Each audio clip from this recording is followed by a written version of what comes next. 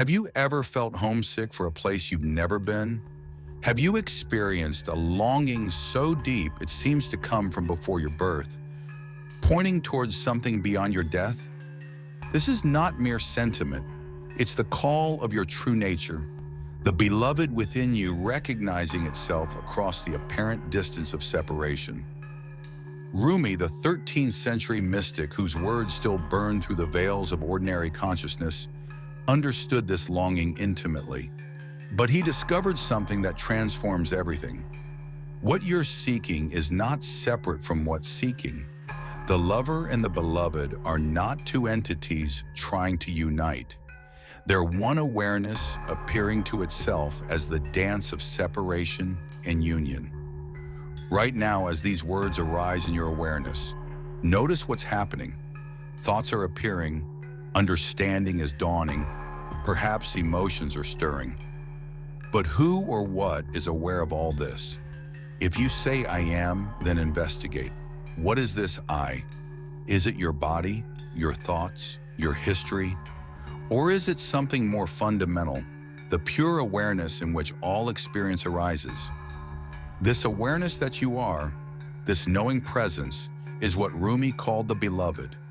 Not a distant deity to be reached, but the very consciousness reading these words right now.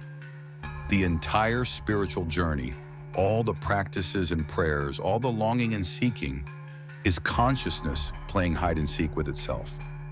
Most spiritual teachings speak of a path from separation to union, from ignorance to enlightenment, from human to divine. But what if there never was any real separation? What if the seeker and the sought, the worshiper and the worshipped, the lover and the beloved are all movements within one undivided awareness? This is the radical understanding that emerges when we truly investigate Rumi's deepest insights through the lens of non-dual wisdom. The journey is not about becoming something you're not, but about recognizing what you've always been.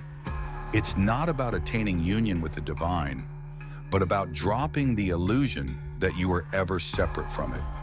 In the Sufi tradition, this recognition is called Fullness, the dissolution of the separate self. But from the perspective of non-dual awareness, there was never a separate self to dissolve. There's only the one consciousness, temporarily imagining itself as many, playing the cosmic game of forgetting and remembering its true nature. When Rumi wrote, "You are not a drop in the ocean, you are the ocean in a drop," he wasn't speaking metaphorically. He was pointing to the literal truth of what you are. Infinite awareness appearing as finite experience, boundless consciousness manifesting as apparent limitation. The one divine presence looking out through every pair of eyes. This recognition doesn't come through effort or practice, though these may prepare the ground. It comes through a simple shift in understanding, from identifying with the contents of consciousness to recognizing yourself as consciousness itself. From believing you're a character in the story to realizing you're the awareness in which all stories appear. As we explore Rumi's path together, we're not learning about something external. We're using his poetic wisdom as a mirror to recognize our own true face, the face we had before our parents were born, the face that will remain when all forms have dissolved back into the formless source from which they arose. Rumi spoke often of the need for solitude, but not the solitude of physical isolation. He pointed to something far more intimate, the recognition that in your deepest nature, you're always alone, because there's only one consciousness appearing as all experience. This isn't loneliness, it's the discovery of your completeness, your wholeness, your inherent unity with all that is. A little while alone in your room will prove more valuable than anything else that could ever be given you, Rumi wrote.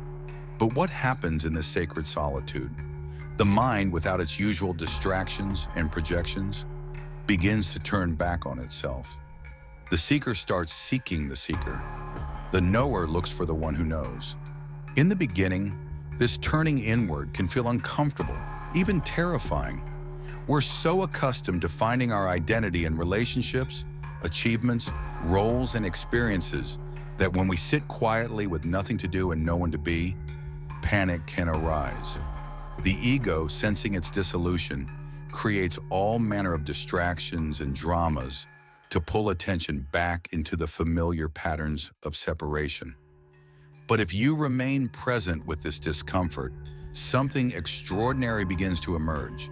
The very awareness that's uncomfortable with solitude starts to recognize itself. You begin to see that the one who feels alone and the awareness of feeling alone are not two different things. They are the same consciousness appearing as both the experience and the experiencer. This is where Rumi's understanding becomes radically non-dual. He didn't see solitude as a practice to achieve union with the beloved. He recognized solitude as the natural state of consciousness, not because it's isolated from others, but because there are no others. There's only the one awareness, temporarily appearing as the experience of being a separate individual. When this recognition deepens, something beautiful happens. The sense of loneliness transforms into what we might call all-oneness.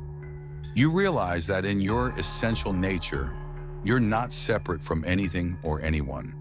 The trees, the sky, the sounds around you, even the thoughts and feelings arising within you. All of these are movements within the same consciousness that you are.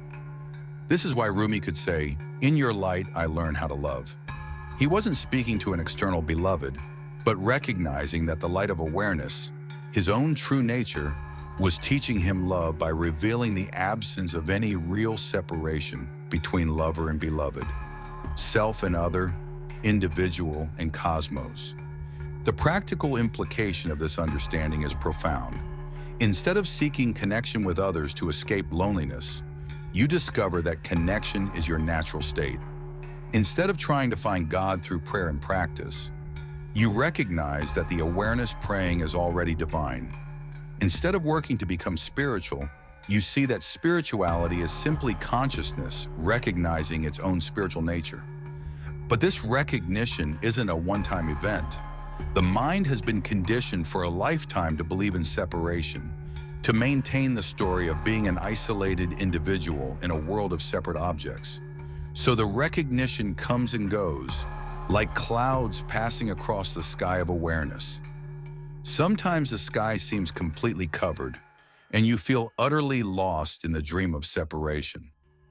Other times the clouds part, and the boundless nature of what you are shines clearly. Rumi understood this fluctuation.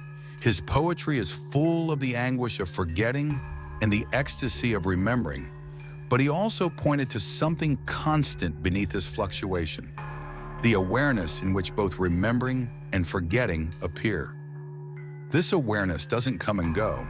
It's the constant background of all experience, the silent witness that remains unchanged whether you're feeling connected or separate, enlightened or confused. When you begin to rest as this unchanging awareness, rather than identifying with the changing contents of experience, solitude reveals its secret. You discover that you're never actually alone because you're never actually separate. The consciousness reading these words is the same consciousness that was aware when you were 5 years old, despite all the changes in your body, thoughts, and circumstances. It's the same consciousness that's aware right now in every other human being, despite the apparent differences in personality and experience. This is the solitude that unites, not the isolation of the ego, but the recognition that there's only one consciousness appearing as all experience.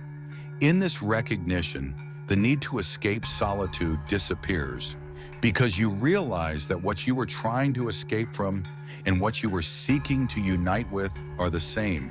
In Rumi's most profound moments, he spoke of encountering what appears to be absolute emptiness, a void so complete that it threatens to erase everything we think we know about ourselves and reality. But this void isn't the absence of something. It's the presence of everything before it takes form. It's the pregnant emptiness from which all fullness emerges, the silence from which all sound arises, the darkness that makes light possible. Sell your cleverness and buy bewilderment, Rumi advised. This isn't anti-intellectual sentiment. but pointing to the limitation of the thinking mind when it comes to understanding our true nature. The mind operates through concepts, categories, and distinctions. But what you essentially are is, prior to all concepts, the aware presence in which thoughts arise, exist, and dissolve. When we truly investigate our direct experience, we discover something startling. We cannot find ourselves as an object of awareness. We can observe thoughts, but the thinker cannot be found. We can witness emotions, but the feeler remains invisible. We can notice sensations, but the sensor is nowhere to be discovered. When we look for what we fundamentally are, we find not a thing, but an aware nothingness. This is the void that Rumi encountered in his deepest spiritual experiences. It's not a blank unconsciousness, but a conscious emptiness, awareness aware of itself without any content. In this recognition, the separate self that we've believed ourselves to be is revealed to be a kind of mirage, a conceptual overlay on the pure being that we are. The initial encounter with this void can be terrifying for the ego mind. Everything it has used to define itself, thoughts, emotions, memories, relationships, achievements, is revealed to be temporary appearances in something vast and indefinable. The mind may interpret this as annihilation, as death, as the end of existence itself. But if we allow ourselves to rest in this apparent emptiness without trying to escape back into the familiar world of mental concepts, we discover something extraordinary. This void is not empty in the sense of lacking something. It's empty in the sense of being too full to be contained by any concept or description. It's the fullness of pure being, unqualified by any particular attribute or characteristic. This is why Rumi could say, "Let yourself be silently drawn by the strange pull of what you really love. It will not lead you astray." What we really love, beneath all the surface preferences and desires, is our own true nature. And our true nature is this aware emptiness, this pregnant void that contains all possibilities while being limited by none. From the perspective of non-dual understanding, this void is not something we encounter. It's what we are. The awareness reading these words right now is not located in space or time. It has no color, shape, weight, or texture. It cannot be found as an object of perception because it's the subject of all perception, the knowing presence in which all experience appears. When this recognition stabilizes, something remarkable happens. The search for fulfillment outside ourselves naturally ceases, not because we've given up on life, but because we've found the source of all fulfillment within our own being. The void reveals itself to be completely full of peace, love, understanding, and an inexplicable sense of completion that doesn't depend on any external circumstances. This doesn't mean we stop engaging with life or lose interest in relationships, creativity, and meaningful activity. Rather, our engagement becomes an overflow of fullness rather than an attempt to fill an inner void. We act not from a sense of lack, but from the recognition of our inherent completeness. Rumi expressed this beautifully. "Let the beauty we love be what we do. There are hundreds of ways to kneel and kiss the ground." When we recognize our essential nature as this aware emptiness, all activities become forms of worship. All relationships become expressions of love. All experiences become celebrations of the one consciousness appearing as the many. The void that initially seemed threatening reveals itself to be the womb of all creation, the source from which everything emerges and to which everything returns. It's not separate from the fullness of life. It's the space that makes all experience possible. Like the silence between musical notes that makes melody possible, or the emptiness of a bowl that makes it functional, our essential emptiness is what allows all experience to arise. Rumi was famous for his whirling, the ecstatic dance that became a form of moving meditation, a physical prayer that dissolved the boundaries between dancer, dance, and the divine. But the deepest dance isn't physical. It's the continuous movement of awareness itself, the eternal play of consciousness appearing as all experience while remaining unchanged by any of it. When you do things from your soul, you feel a river moving in you, a joy, Rumi wrote. This river is not something that moves through you. It's the very flow of being itself, the dynamic stillness that is your essential nature. When you recognize yourself as awareness rather than as a person who has awareness, life becomes a spontaneous dance rather than a series of problems to be solved. Most of us live as if we're separate from the flow of life, as if we need to manage, control, and direct our experience from the outside. We think we're the choreographer of our existence, trying to arrange circumstances to match our preferences and avoid what we don't want. But this approach creates constant friction because it's based on the false premise that we're separate from what we're trying to control. The recognition of our true nature as awareness changes everything. Instead of being a character struggling through life, we recognize ourselves as the space in which the character appears.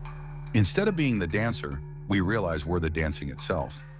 Instead of having experiences, we understand that we are the experiencing in which all experiences arise. This shift doesn't make us passive or disengaged. In fact, it often makes our actions more effective because they flow from a deeper source than personal will. When actions arise spontaneously from the recognition of our true nature, they tend to be more creative, more compassionate, and more aligned with the natural flow of circumstances. Rumi called this surrendered action.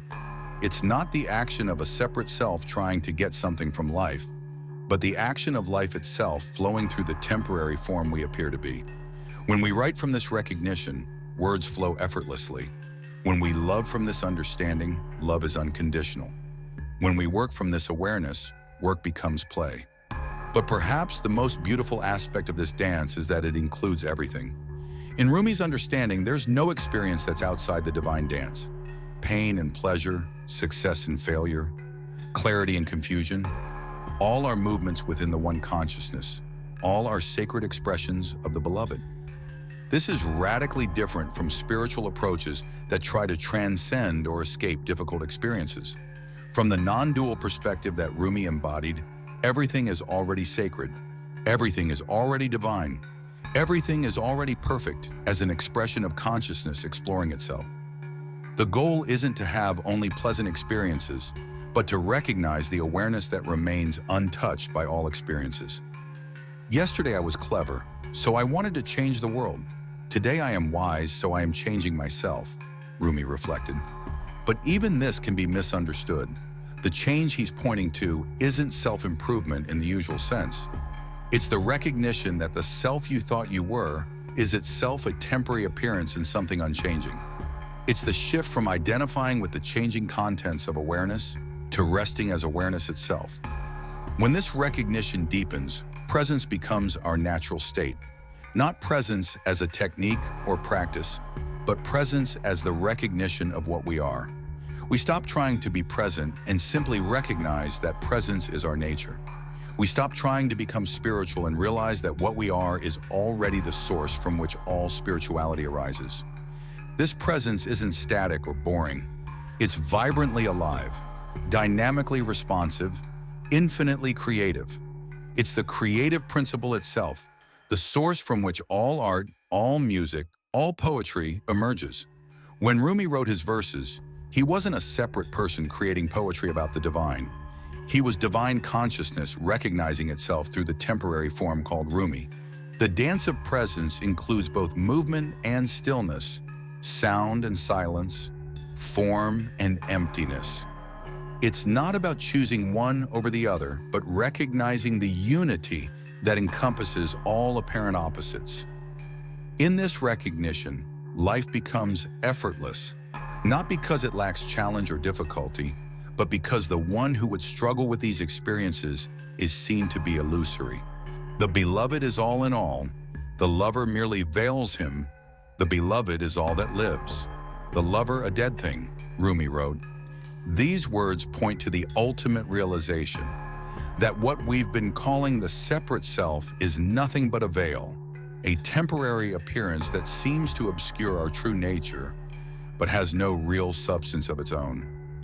Throughout his life, Rumi used the language of love to describe the spiritual path. He spoke of the lover and the beloved, of separation and union, of the agony of distance and the ecstasy of meeting.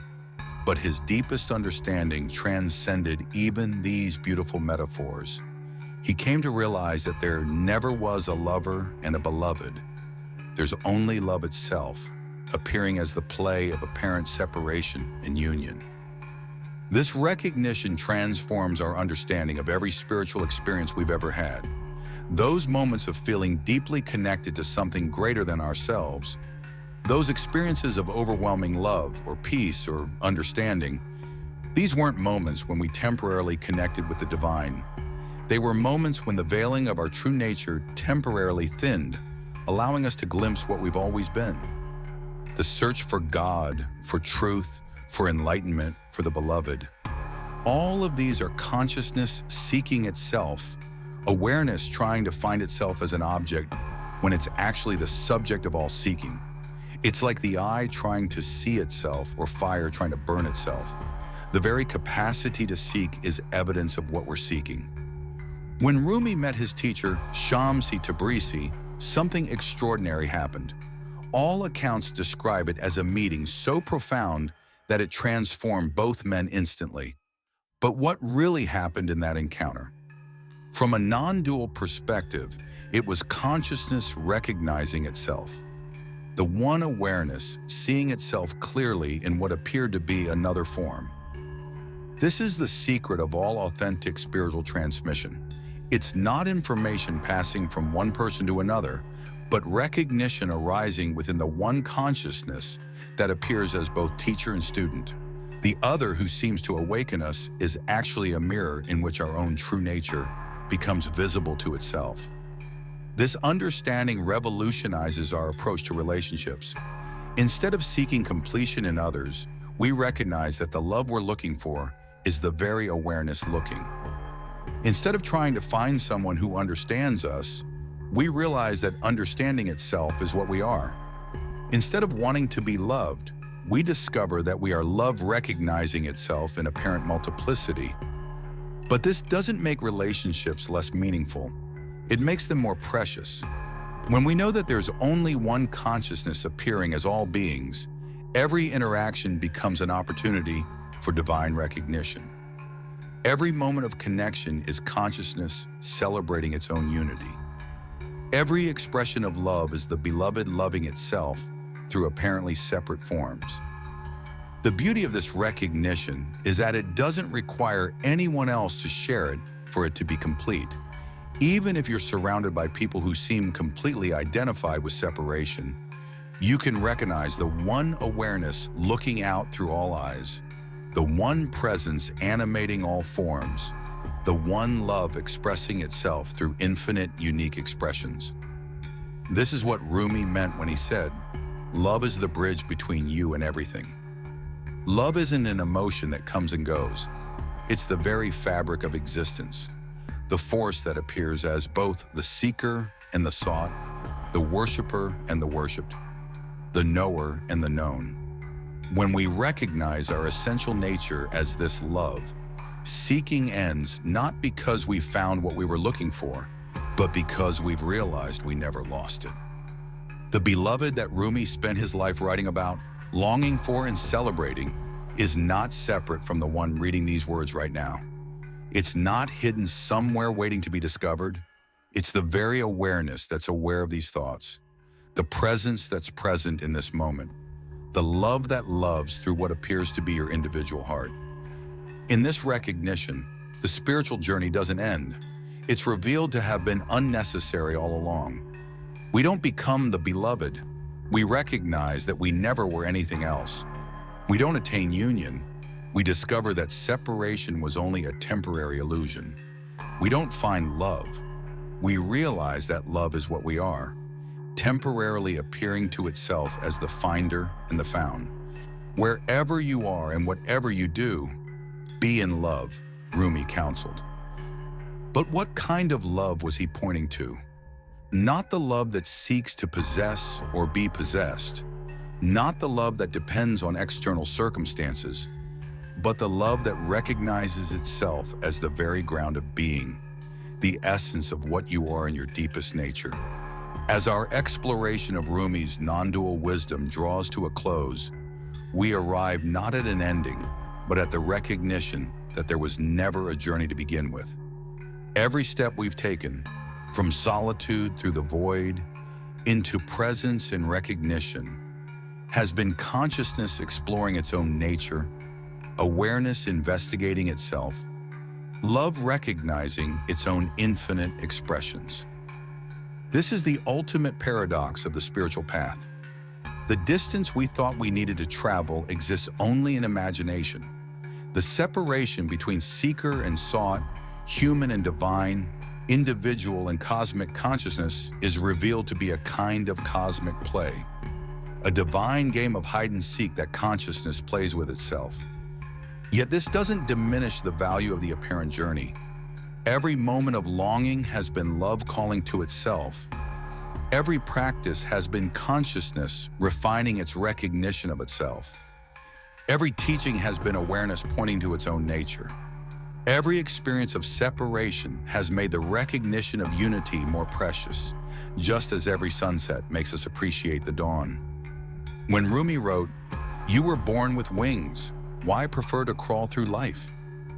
He wasn't criticizing human limitation, but inviting us to remember our essential freedom. The wings he spoke of aren't something we need to develop or earn. They're the very nature of consciousness itself, which is not bound by the apparent limitations of the forms through which it appears. In recognizing our true nature as awareness, we don't lose our humanity. We discover what humanity really is. We're not transcending the human experience, but recognizing it as a temporary and precious expression of the infinite. We don't escape the world, but see it as divine consciousness appearing as apparent multiplicity.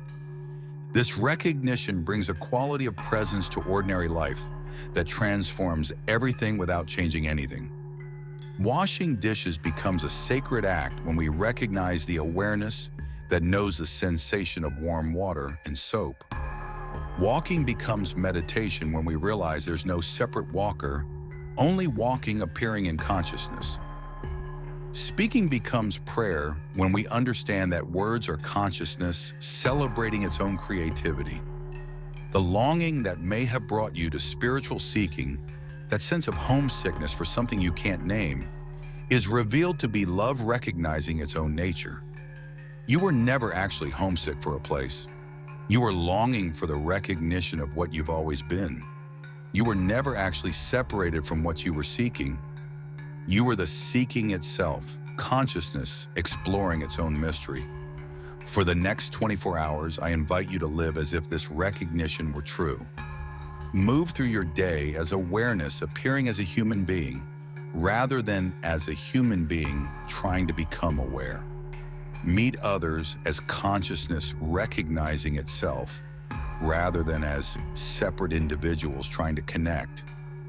Engage with whatever arises as divine consciousness, exploring itself through infinite, unique expressions.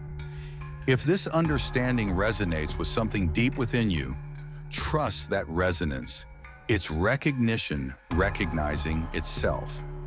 Share this understanding not as a doctrine to be believed, but as an invitation to investigate your own direct experience. Remember that what you're reading about is not foreign to you. It's the very awareness reading these words. The pathless path that Rumi walked is available in every moment. The union he celebrated is your natural state.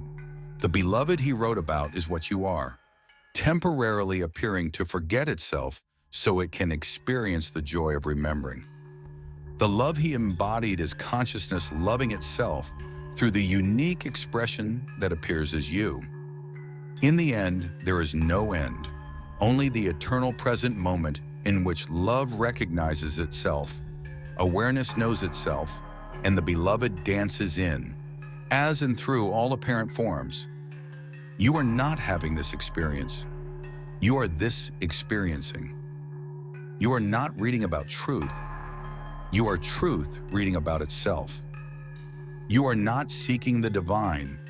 You are the divine, endlessly creative, temporarily playing at being lost so it can experience the ecstasy of being found. Welcome home to yourself, not as the person you think you are, but as the awareness you've always been. The search is over, not because something has been found, but because the searcher has been revealed to be an illusion, and what remains is what was never lost. Your own true nature, infinite and free, appearing as this moment, right here, right now.